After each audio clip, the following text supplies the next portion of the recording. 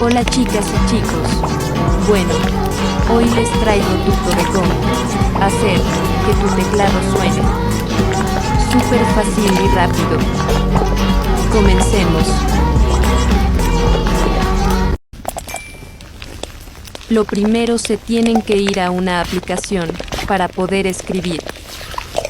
Yo por lo menos me fui a YouTube. Se van a ajustes.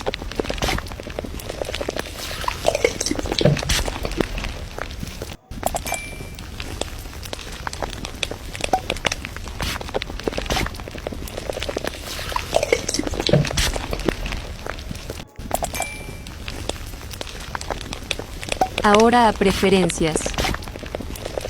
Y pues ahí va a estar, y lo activan y ya. También, está para que le suban el volumen, yo les recomiendo hasta 100% para que se escuche más.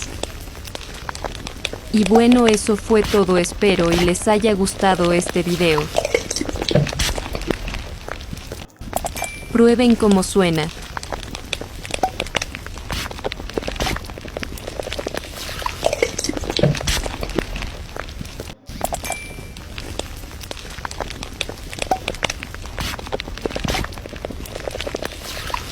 Eso es todo. Y bueno, espero y les guste.